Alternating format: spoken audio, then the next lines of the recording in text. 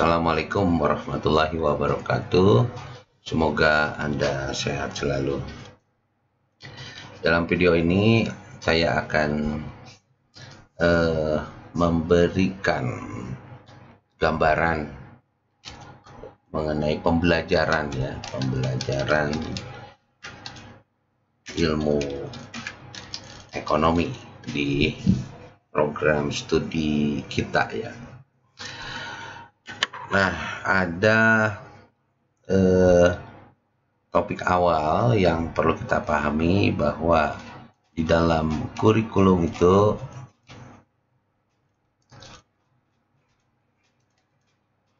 ada 3 aspek yang dilembagakan atau internalisasikan kepada mahasiswa. Yang pertama adalah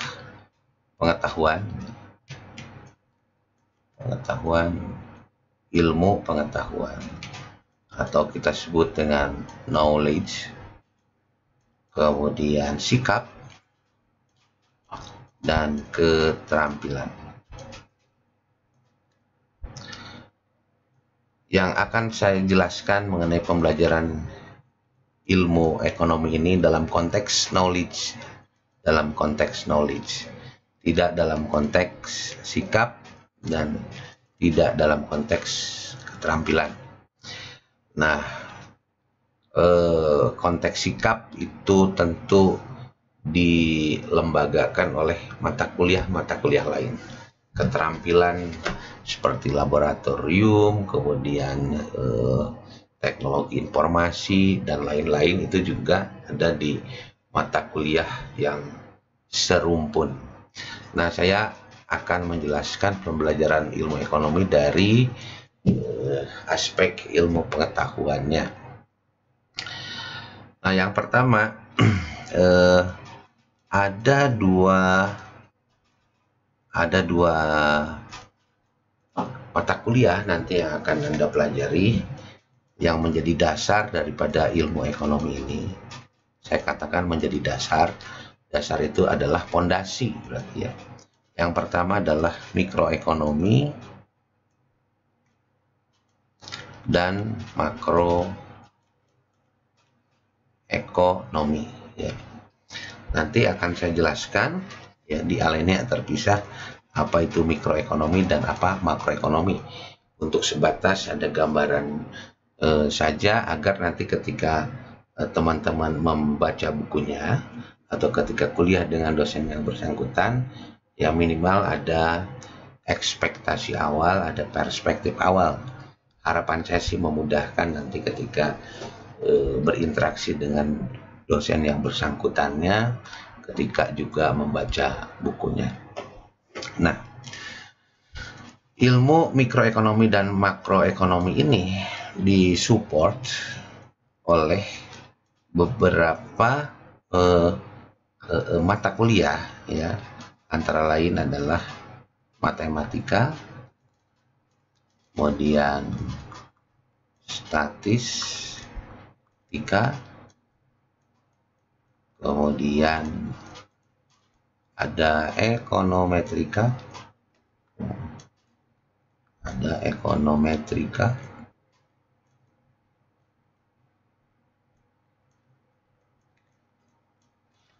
matematika, statistika, ekonometrika, ya bahkan bahasa ya.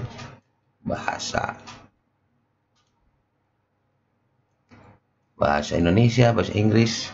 Kalau tidak salah di kita ada juga bahasa Arab. Nah, mata kuliah ini yang saya beri tanda titik hitam ini ya, itu disebut dengan ancillary atau mata kuliah penunjang.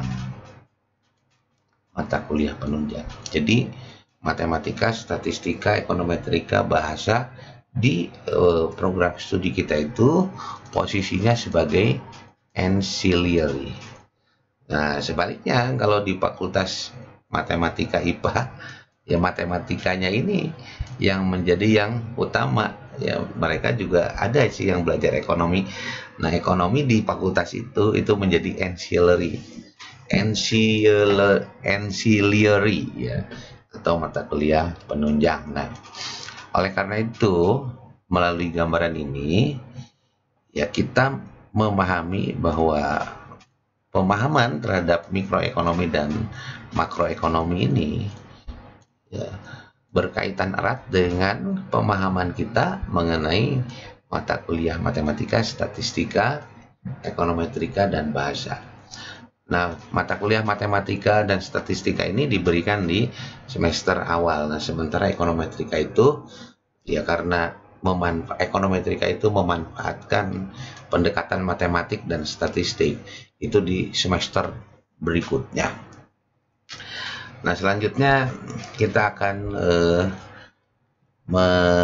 saya akan memberikan gambaran mengenai mikroekonomi itu apa ya.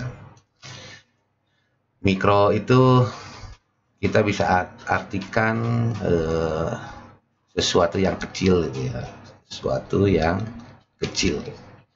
Ya, jadi mikro itu adalah teori ya. Teori untuk apa? Teori untuk menjelaskan perilaku manusia ya. Perilaku manusia.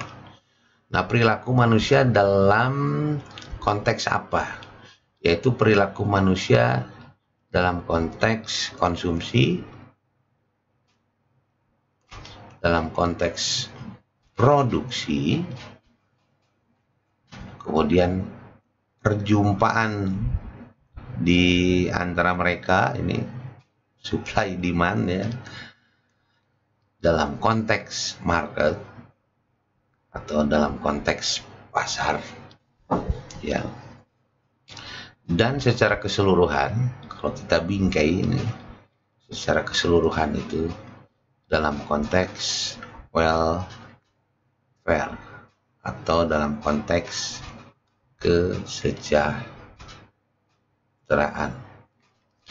Nah, jadi nanti teman-teman akan belajar mengenai perilaku konsumen, akan belajar perilaku produsen gitu ya, dan akan mempelajari pasar. Nah, dalam pelajaran pasar itu nanti ada struktur pasar monopoli ya, ada struktur pasar persaingan ya, kemudian ada duopoli, ada oligopoli gitu ya. Nah, contohnya kalau monopoli ini adalah misalnya minyak gitu ya kalau di negara kita, kemudian pembangkit listrik ya, pembangkit listrik. Nah, itu jadi kalau teman-teman buka buku mikroekonomi itu hampir semuanya ada bab yang mempelajari perilaku konsumen, perilaku produsen, pasar, dan di bab terakhir itu biasanya dipelajari welfare economics atau ekonomi kesejahteraan. Nah, tentu kita bertanya, kenapa kita mempelajari perilaku ini ya? Gitu. Apa manfaatnya? Kemudian untuk siapa? Untuk apa sih informasi mengenai perilaku konsumen? Perilaku konsumen informasinya bisa dimanfaatkan oleh pemerintah sebagai otoritas atau pihak yang punya kewenangan untuk meregulasi, untuk menata, untuk mengatur perekonomian. Kemudian oleh bisnis ya. Oleh bisnis. Pihak bisnis ya tentu perlu informasi mengenai perilaku konsumen karena akan terkait dengan strategi mereka ya agar barang dan jasanya ini bisa laku atau bisa diterima atau bisa dibeli oleh konsumen ya. Apakah produk perusahaan itu ya lebih peka terhadap pendapatan konsumen ataukah lebih peka dengan seleranya gitu ya, ataukah lebih peka dengan harganya, ataukah karena kondisi geografis dan lain sebagainya. Itu yang perlu diketahui oleh sektor bisnis. Oleh karena itu kita di dalam mikroekonomi mempelajari perilaku konsumen. Nah, pun halnya perilaku produsen pun itu dipahami oleh pemerintah, karena pemerintah ini meregulasi seluruh pelaku ekonomi ya, seluruh pelaku ekonomi termasuk meregulasi pasar, karena pemerintah punya fungsi ya untuk mengarahkan perekonomian dalam rangka mencapai tujuan tertentu ya. Kalau di negara kita tujuan itu ada di dalam Undang-Undang Dasar 1945.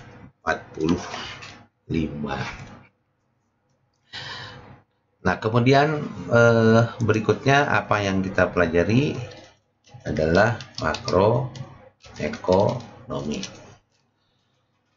Nah, makro itu bisa kita artikan besar ya, bisa kita artikan besar. Jadi sama saja sebetulnya berisi teori untuk memahami ya dan menjelaskan perilaku ekonomi secara Anda sudah mulai dikenalkan dengan istilah ini nih, secara agregat. Secara agregat itu berarti secara apa namanya? Jadi saya ilustrasikan sebagai apa namanya? Makroekonomi itu bagaikan burung lah gitu ya, bagaikan burung. Ini Indonesia misalnya ya, Indonesia. Jadi dia melihat perekonomian itu dari atas itu. Dia melihat perekonomian itu dari atas. Jadi tidak lagi mengkaji konsumen dan produsen secara individual. Jadi itu maksudnya agregat. Ya, jadi tidak mengkaji secara individual, berarti mengkaji secara sosial. Ya, mengkaji secara sosial. Nah, apakah mikro dan makroekonomi itu terpisah? Oh, tentu tidak ya. Kalau teman-teman baca buku Menkyu ya, ketika kita mempelajari makroekonomi justru ya saling melengkapi dengan mikroekonomi. Nah, makroekonomi itu perilaku ekonominya jangka pendek. Ya, jangka pendek. Nah, sementara mikroekonomi itu dimensi perilakunya, ekonominya itu adalah jangka panjang. Jadi di dalam pembahasan makroekonomi, pendekatan mikroekonomi juga digunakan untuk mengkaji mengenai pertumbuhan ya. Untuk mengkaji mengenai pertumbuhan ekonomi. Nah, sebagai karena keduanya adalah teori, jadi baik mikro ataupun makro itu adalah teori.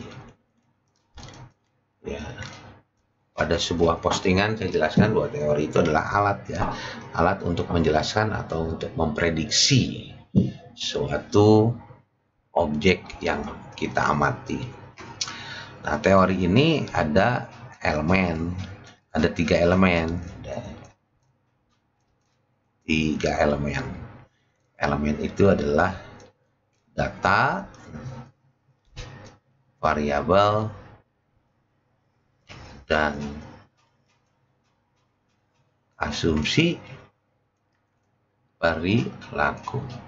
Jadi ketika kita membuka buku mikroekonomi dan membuka buku makroekonomi, itu sudah pasti ya, sudah pasti di ancillary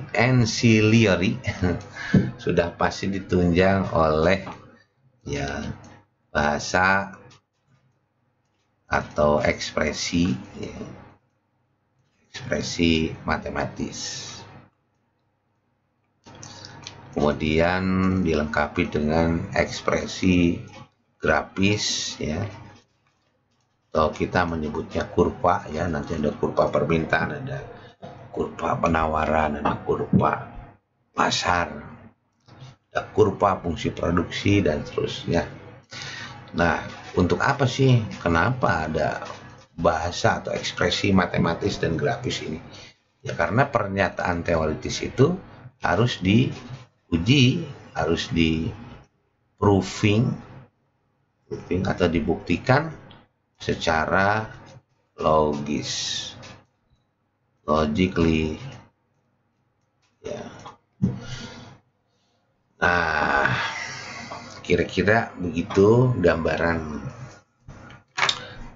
Ini baru video pertama ya, nanti saya coba dalami penjelasan tentang mikroekonominya, penjelasan tentang makroekonominya. Insya Allah mudah-mudahan sehat selalu. Sekian, mudah-mudahan bermanfaat sebagai gambaran awal untuk pembelajaran ya, minimal harapan saya sih mempermudah teman-teman ketika membaca buku atau ketika berkomunikasi pembelajaran dengan dosen di kelas. Sekian, assalamualaikum warahmatullahi wabarakatuh.